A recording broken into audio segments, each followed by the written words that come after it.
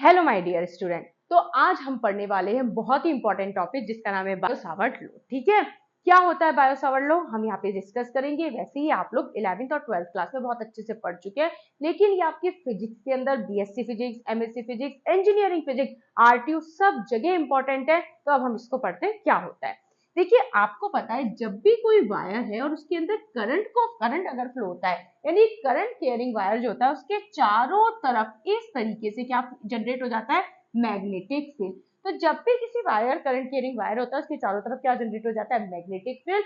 अब हम ये पता करना चाहते हैं कि इस करंट कैरिंग वायर की वजह से किसी पर्टिकुलर पॉइंट पी पर, कोई पर्टिकुलर पॉइंट है पी और इस वायर से आर उसकी डिस्टेंस है, यानी एक पर्टिकुलर पॉइंट पी जिसकी डिस्टेंस वायर से आर है, तो उस पॉइंट पे जो मैग्नेटिक फील्ड जनरेट हो रहा है उस मैग्नेटिक फील्ड का मैग्नीट्यूड क्या है, उस मैग्नीट्यूड को डिटरमाइन किया जाता है बायो-सावर्ट लॉ के थ्रू। तो हम देखते हैं क्या कहता है। This law is used to find out magnitude कितना हमारे पास में मैग्नेटिक फील्ड जनरेट होके आया है, उसका मैग्नीट्यूड क्या है, तो magnitude of magnetic field at any point, किसी पर्टिकुलर पॉइंट की हम बात कर रहे हैं, for any independent current distribution. बस में बायो-सावर्ट लॉ है, इसका स्टेटमेंट है कि किसी करंट कैरिंग वायर की वजह से किसी पर्टिकुलर पॉइंट पी पर कितना हमारे पास में मैग्नेटिक फील्ड जो है जनरेट हुआ है, उसका मैग्नीट्यूड क्या है।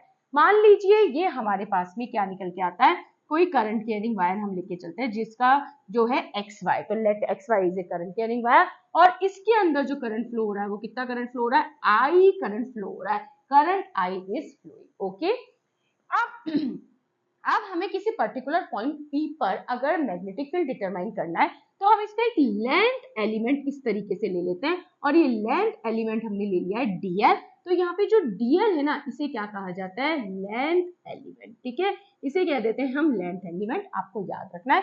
इसके अंदर भी कितना करंट फ्लो हो रहा है, ऑब्वियसली आई करंट फ्लो हो रहा है और आई डॉट डीएल ये हमारे पास में क्या हो जाएगा, ये हमारे पास में हो जाएगा करंट एलिमेंट। ये कौन सा एलिमेंट हो गया, करंट एलिमेंट। यानी हमारे पास में एक्स वाई कोई वायर है, इस एक्स वाई वायर का कोई हमने लेंथ एलिमेंट ले लिया तो आई डॉट डीएल हो गया हमारे पास में करंट एलिमेंट। ये एक्स वाई कोई वायर है, इसके अंदर हमने एक लेंथ एलिमेंट ले लिया डीएल। इस लेंथ एलिमेंट, क्योंकि इसकी डायरेक्शन होती है ये हमारे पास में, तो इस करंट, ये जो हमारे पास में लेंथ एलिमेंट है इसमें भी करंट कितना फ्लो हो रहा है, आई करंट। तो ये आई डॉट डीएल जो होगा हमारे पास में, ये आई डॉट डीएल हमारे पास में क्या हो जाएगा, करंट एलिमेंट। यहां तक आपको समझ में आ गया होगा। आगे बढ़ते हैं। अब इस करंट एलिमेंट से या इस लेंथ एलिमेंट से मैं कह सकती हूँ जिसमें आई करंट फ्लो हो रहा है, इससे किसी पर्टिकुलर डिस्टेंस पर एक पॉइंट है हमारे पास में पी पॉइंट। ठीक है, इस पी पॉइंट पर इस करंट एलिमेंट की वजह से कितना मैग्नेटिक फील्ड जनरेट हो रहा है उसे अब हमको डिटरमाइन यहाँ पे करना है। तो ये डिस्टेंस हमारे पास में कितनी ले ली हमने, आर वेक्टर। मान लीजिए आर को ये डिस्टेंस है, क्योंकि हमारे पास इसकी डायरेक्शन है तो इसलिए हमारे पास में आर वेक्टर। तो इस करंट एलिमेंट या इस लेंथ एलिमेंट जिसमें आई करंट फ्लो हो रहा है उससे पर्टिकुलर आर डिस्टेंस पे हमने कोई पॉइंट ले लिया पी, जो एंगल बना रहा है कितना, थीटा। लेंथ एलिमेंट के साथ एंगल बना रहा है कितना, थीटा एंगल बना रहा है। यानी डीएल वेक्टर और आर वेक्टर के बीच में एंगल कितना हो गया, थीटा एंगल। और इस पॉइंट पी पे हमें मैग्नेटिक फील्ड को क्या करना है, डिटरमाइन करना है। अब हम देखते हैं कि जो मैग्नेटिक फील्ड यहाँ पे जनरेट होता है वो किस किस फैक्टर पे डिपेंड करता है। सबसे पहले जो ये मैग्नेटिक फील्ड है हमारे पास में डीबी, वो डायरेक्टली प्रोपोर्शनल हो जाएगा। बताइए, आपको सबको पता चल रहा होगा किसकी डायरेक्टली प्रोपोर्शनल हो जाएगा, करंट के। जी हाँ, वायर में जितना ज्यादा करंट फ्लो होगा इस पॉइंट पे उतना ही ज्यादा मैग्नेटिक फील्ड क्या होगा, उसका मैग्नीट्यूड उतना ही ज्यादा होगा। इसके अलावा ये जो हमारे पास में मैग्नेटिक फील्ड होता है वो डायरेक्टली प्रोपोर्शनल हो जाएगा किसके, डीएल के। ऑब्वियस सी बात है कि जितना हमारे पास में लेंथ एलिमेंट उसमें करंट भी उतना ही ज्यादा, तो यानी मैग्नेटिक फील्ड भी उतना ही ज्यादा।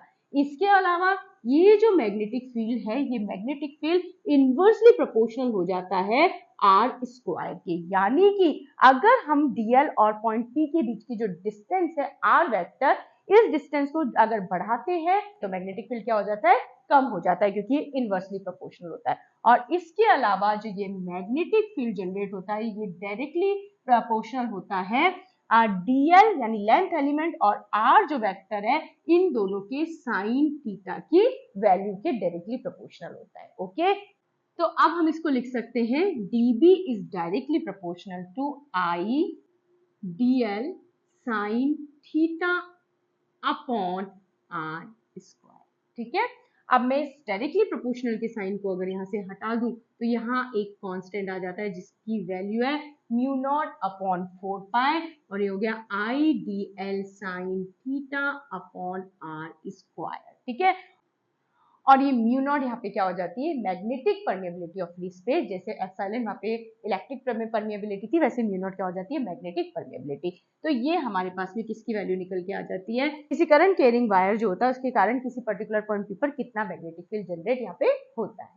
और अगर इसी को अब मैं इसकी वेक्टर फॉर्म के अंदर लिखना चाहूँ तो मैं ऊपर नीचे इसको किससे मल्टीप्लाई कर दूंगी, आर से मल्टीप्लाई कर देती हूँ।